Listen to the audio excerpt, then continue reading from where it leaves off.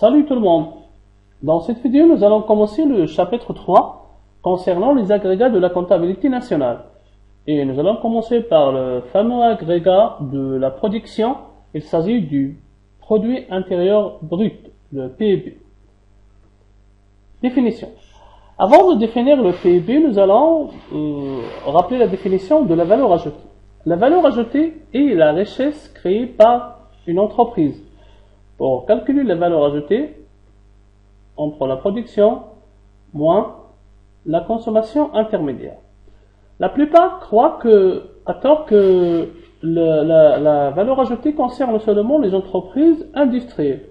Or, que la valeur ajoutée est créée par tous les secteurs économiques, à savoir le secteur primaire qui regroupe les entreprises qui exploitent les richesses de la terre et de la mer et du sous-sol.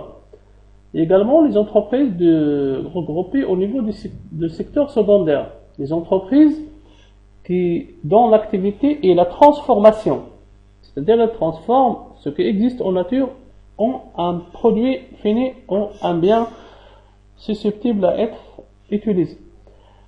Il s'agit également de la valeur ajoutée créée par les entreprises du secteur tertiaire. Là, on regroupe en général les entreprises qui œuvrent dans les activités de service.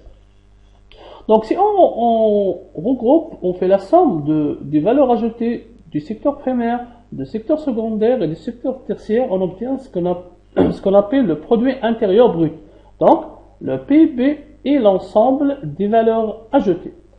Comme son nom l'indique, produit intérieur brut, il s'agit de la valeur ajoutée créée à l'intérieur d'un territoire économique. Si on prend l'exemple du Maroc, donc tous les agents économiques qui exercent une activité économique au sein du Maroc intègrent leur valeur ajoutée dans le calcul du PIB. Si on veut donner une autre définition, on peut dire le PIB est la richesse créée par les agents économiques, c'est-à-dire les agents économiques que nous avons vus au niveau du deuxième chapitre, celui de circuit économique.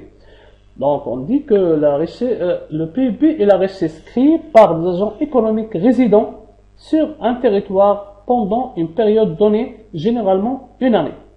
Donc, le critère utilisé ici est le critère de résidence, c'est-à-dire que on prend la valeur ajoutée créée par toutes les entreprises, bien tous les agents économiques qui résident sur le territoire marocain, qu'ils soient des entreprises marocaines ou non. Si par exemple on veut calculer le PIB de l'année 2015, soit on prend les prix de l'année 2015, c'est-à-dire l'année courante, c'est ce qu'on appelle le PIB au prix courant. On l'appelle également le PIB nominal ou bien le PIB en valeur. Ou on prend les quantités produites au niveau de l'année 2015, mais avec les prix d'une année de base, ou bien une année de référence. Au Maroc, l'année de base est 2007. Donc, là, on l'appelle le PIB au prix constant, ou bien PIB réel ou PIB en volume.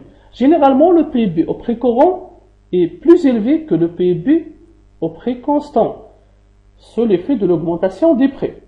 Parce que chaque année, les prix augmentent. Et c'est un phénomène que vous pouvez constater dans votre vie quotidienne.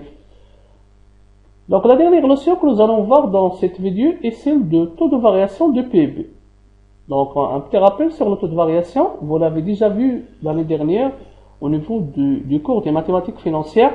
Le taux de variation d'une grandeur économique ou bien d'un chiffre ou d'une valeur, il s'agit de calculer de combien cette grandeur a changé. C'est-à-dire, est-ce qu'elle a augmenté ou bien est-ce qu'elle a diminué. On calcule ce pourcentage. Donc, pour faire, on prend la valeur d'arrivée moins la valeur de départ divisé par la valeur de départ fois 100. Par exemple, si on veut calculer le taux de variation de PIB, on prend le PIB 1 moins le PIB 0 divisé par le PIB 0 fois 100. Si on veut calculer le taux de croissance en 2015, on prend le PIB 2015, c'est-à-dire PIB 1, moins le PIB 0, c'est-à-dire celui de l'année dernière, le PIB 2014, divisé par le PIB 2014 fois 100. C'est ce qu'on appelle le taux de croissance économique. C'est-à-dire, lorsqu'on calcule le taux de variation de PIB, le chiffre qu'on trouve est le taux de croissance économique.